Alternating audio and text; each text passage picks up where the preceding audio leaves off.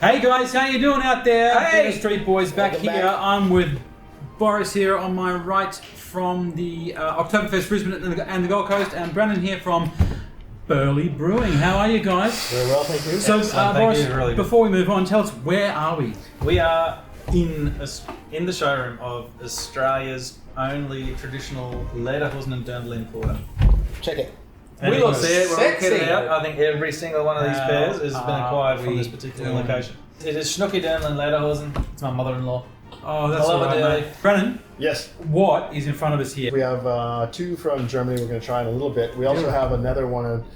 This is one from Burleigh Brewing. This was our 15th anniversary beer, and this was a recreation of a 15th century Dusseldorf Dunkel.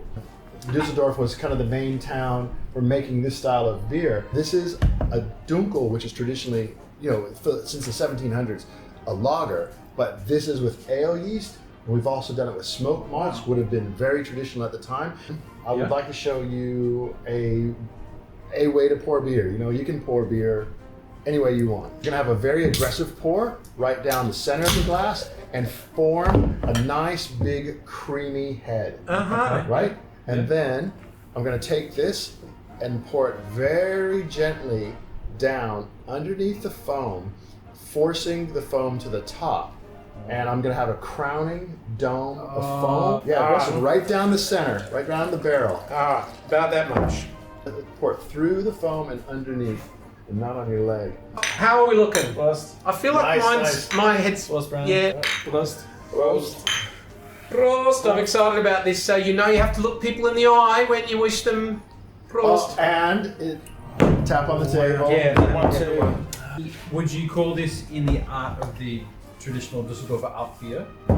Yes, this is where the whole thing came. But alt currently is what the beer is called, but it probably wasn't then because it was a modern beer. Yeah. So we left off the word alt, meaning old, and this was a current style of the time. Are you importing all the ingredients? Oh yeah, for well? sure. This every single bit of this, besides the water, which we import from Sweden. The malts are all coming out of the southern regions, from Heidelberg and from Bamberg. The hops are coming out of the Hallertau region. If we are doing our normal dark beers, it would be coming out of a 600-year-old German monastery. But this particular yeast was more of a neutral ale yeast, because we made this as an ale, not as lager. How did the relationship start between yourself and Brennan? It all started at a bar. And the first beer that Burleigh Brewing and Brennan had made for us was a Dunkel lager.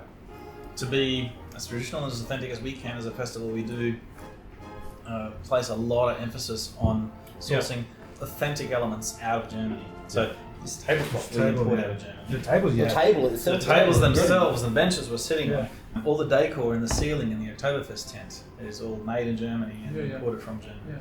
In the early years, we were working with a brewery out of Germany to make the wheat beer and the lager. The production volumes are quite large. The volume of Dunkel that we were after, they couldn't actually deal with in their production facility. Yeah. So we hunted locally. We were talking, I can't remember if we got introduced or what, but I said, he's got a festival coming up, and you were talking about dark beers, and I said, I make really great dark beers. Did you though? Oh, yes. It's a significant milestone for us. 15 years. Definitely on the Gold Coast, we were the first guys there. And we almost were there for 10 years before another brewery even opened. Yeah. This is one out of the city limits of Munich, from the Augustiner Brewery. Edelsdorf. We know them well. Edelsdorf meaning noble stuff. Noble, obviously referring to the hops of the region. Smell it already. So what's the first thing that you smell? Aromatic. Yes. You got aromatics, hops. You've got a little bit of sulfur behind that, and Sulfur? Sulfur, yeah. Lager yeast produces a little bit of sulfur, Okay. so it's a very desirable characteristic. And you also get malt, the nice juicy malt. Every time I smell one of these, I fall in love with it again. So Helles is about malt and then hops. But it has an aromatic component of hops. It's quite dry, so the gravity finishes fairly low. Yeah, okay. Alcohol's what, 5.6 or 5.5. Boris, talk us through the Brisbane Oktoberfest Ortsaft. What's going on? What happens? It is the official opening of Oktoberfest Brisbane and Oktoberfest Gold Coast. Yeah. It's a ceremony that in Munich traditionally is carried out by the Lord Mayor. So the Lord Mayor of Munich has the honour of tapping the very first keg of beer. The poor mayor of Brisbane has to be the one who does it. I think he looks forward to it every year. We have the keg from the only remaining cooperage in Munich. Oh wow, really? And Burleigh Brewing is the custodian of the keg to keep it in prime condition. And you guys use that every year? And sterilized and moist. Do you know how I brought that thing back? That's so I rad. visited that cooperage in Munich. I brought it back home in my check-in luggage. And it's timber, it's handmade, and the tap that's driven into it is exactly the what the Lord Mayor of Munich uses, right? In 2006, I went to Oktoberfest in Munich. I went to a couple of different tents and they only served one beer. It's not just one beer, like one style beer, but one brewery's beer. So there'll be one brewery, say Augustiner or Hofbräu or Spaten, and they'll serve a range of their beers. So they might have their lager, they'll have their festival lager, their fest beer. They might have their wheat beer, their Dunkel, their Radler, etc. Right?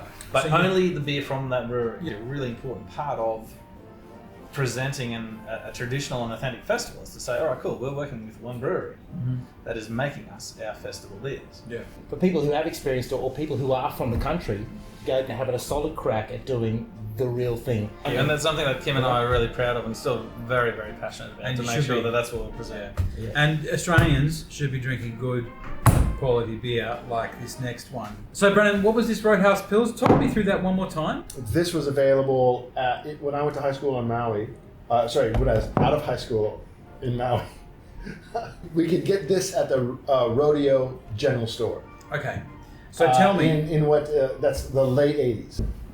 You've got sweet, noble hop. Go to the side of your mouth, the side of your tongue. It's just amazing, isn't it? It is. It's really It cracking is beer. super delicate, It's very fine. very well made. People should just be drinking beer that is been around for hundreds and hundreds of years in the authentic form it's at. So Boris, tell me what's happening next year. Oktoberfest Brisbane is on next year. Oktoberfest Gold Coast is going to be on next year. Tickets are already on sale. Tickets have never been on sale this early. We're going to go out this evening with a song that is echoed through every beer tent in the world when it comes to Oktoberfest. Country roads take me